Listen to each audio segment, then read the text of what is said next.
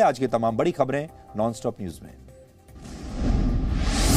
भारत ने अफगानिस्तान में तालिबान की सरकार पर पहली बार प्रतिक्रिया दी है। प्रधानमंत्री नरेंद्र मोदी ने अफगानिस्तान के मुद्दे पर एससीओ की collective security treaty organization summit को संबोधित करते हुए कहा, अफगानिस्तान की नई व्यवस्था में सभी पक्षों की भागीदारी नहीं है।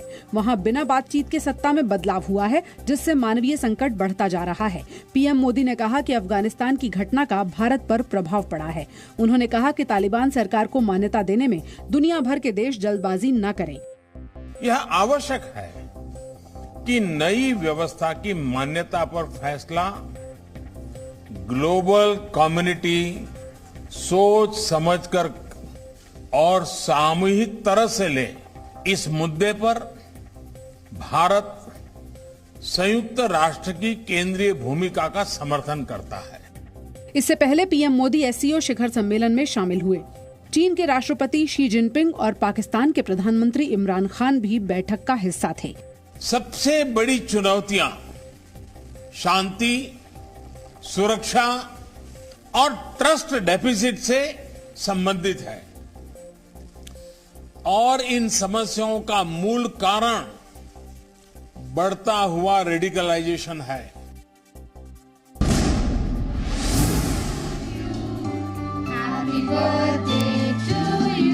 प्रधानमंत्री नरेंद्र मोदी 71 साल के हो गए।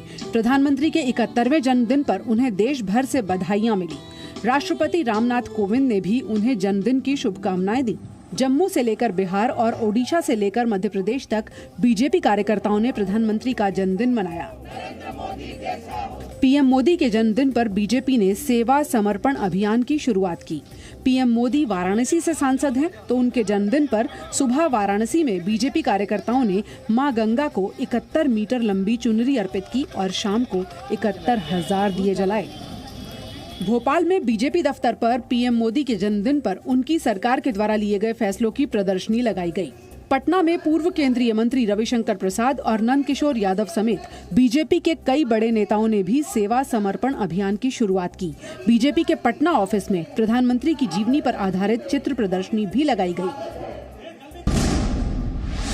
भारत ने कोरोना वैक्सीनेशन का नया रिकॉर्ड बनाया है। प्रधानमंत्री नरेंद्र मोदी के जन्मदिन पर भारत ने एक दिन में 2 करोड़ से ज्यादा लोगों को वैक्सीन लगाई। आज की रिकॉर्ड टीकाकरण संख्या पर हर भारतीय को गर्व होगा। मैं अपने डॉक्टरों, वैज्ञानिकों, प्रशासकों, नर्सों, स्वास्थ्य कर्मियों और सभी अग्रिम पंक्ति के कार्यकर्ताओं का सम्मान करता हूं, जिन्होंने टीकाकरण अभियान को सफल बनाने के लिए कड़ी मेहनत की है। आइए हम कोविड-19 को हराने के लिए टीकाकरण को बढ़ावा देते रहें।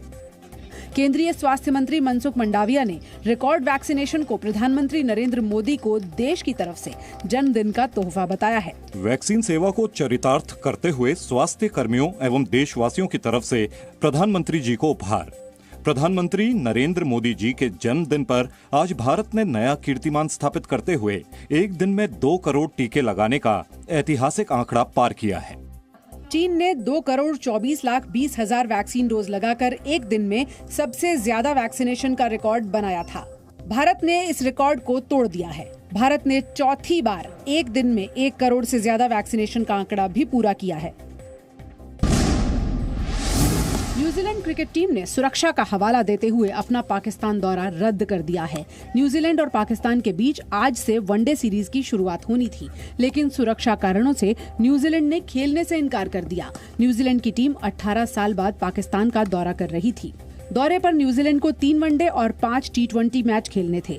न्यूजीलैंड क्रिकेट के चीफ एग्जीक्यूटिव डेविड व्हाइट ने कहा कि उन्हें सरकार की तरफ से जो सलाह मिल रही थी, उसे देखते हुए दौरे को जारी रखना संभव नहीं था।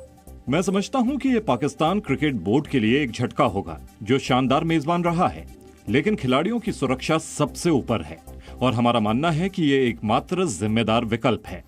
न्यूजीलैंड के दौरा रद्द करने पर पाकिस्तान क्रिकेट बोर्ड ने निराशा जताई है। पीसीबी और पाकिस्तान सरकार ने सुरक्षा के पुख्ता इंतजाम किए हैं। न्यूजीलैंड टीम के साथ सुरक्षा अधिकारी पाकिस्तान सरकार की तरफ से किए गए सुरक्षा इंतजामों से संतुष्ट हैं। पीसीबी निर्धारित मैचों को जारी रखने को तैयार है। हालांकि पाकिस्तान और दुनिया भर के क्रिकेट प्रेमी आखिरी मिनट में सीरीज के स्थगित होने से निराश होंगे। इससे पहले 2009 में पाकिस्तान दौरे पर गई श्रीलंका की टीम पर हमला हुआ था। पीडीपी अध्यक्ष महबूबा मुफ्ती ने एक बार फिर विवादित बयान दिया है। महबूबा मुफ्ती ने जम्मू कश्मीर के हालात की तुलना अफगानिस्तान से कर दी।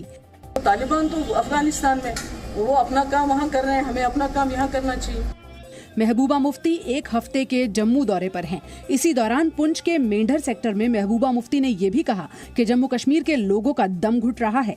अनुच्छेद 370 हमारी पहचान थी। 370 ये सिर्फ यहाँ की तशक्कुस की रखवाली नहीं करता था, हमारे हर चीज की ये रखवाली करता था। यहाँ का जो भाईचारा है कहीं ना कहीं उस पे भी जो हिंदू मुस्लिम इकट्ठे रहते हैं उस पे भी कहीं ना कहीं जो कम्युनल जमातों का जो जमावड़ा है वो उस पे भी अटैक करना चाहते हैं।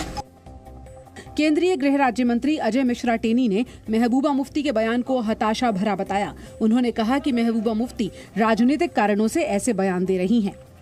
वो निश्चित रूप से हताश हैं और जैसे उनके बयान आते हैं वो कई बार देखिए तो आप वो राष्ट्र के विरोध के हद तक चले जाते हैं। महबूबा मुफ्ती इससे पहले भी कई बार ऐसे बयान दे चुकी हैं। अफगानिस्तान में तालिबान की वापसी के बाद उन्होंने कहा था कि तालिबान को असली शरिया कानून के तहत शासन करना चाहिए। जम्मू कश्मीर के कुलगाम के वनपोह इलाके में आतंकी हमला हुआ है। आतंकियों ने पुलिस वाहन को निशाना बनाया। आतंकियों की फायरिंग में रेलवे कांस्टेबल बंटू शर्मा गंभीर तौर पर घायल हो गए थे। इलाज के दौरान वो शहीद हो गए।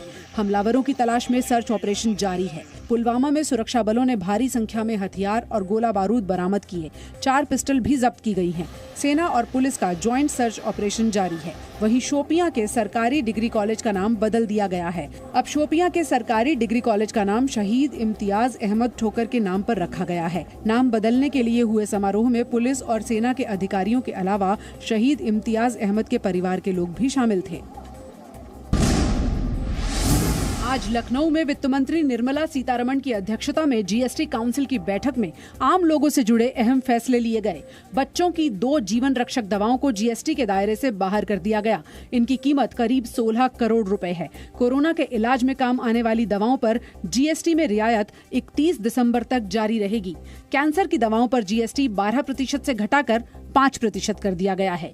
डीजल और पेट्रोल को जीएसटी में लाने पर चर्चा हुई, लेकिन इस पर कोई फैसला नहीं हुआ। डीजल और पेट्रोल को जीएसटी में लाने पर सदस्य सहमत नहीं थे। जीएसटी काउंसिल ने फैसला किया कि मालगाड़ी परमिट फीस पर जीएसटी नहीं लगेगा। इसी तरह 75% सरकारी खर्चों वाले कार्यक्रम पर जीएसटी नहीं लगेगा। बायोडीजल पर जीएसटी 12% से घटाकर 5% कर दी गई है। लीज पर लिए जाने वाले आयातित एयरक्राफ्ट पर आईजीएसटी नहीं लगेगा। नवीकरणीय ऊर्जा उपकरणों पर 12% की दर से जीएसटी लगेगा। रेलवे के लोकोमोटिव पार्ट्स पर जीएसटी को 12% से बढ़ाकर 18% कर दिया गया है। Presenting B News app available on Google Play and App Store. Download it now.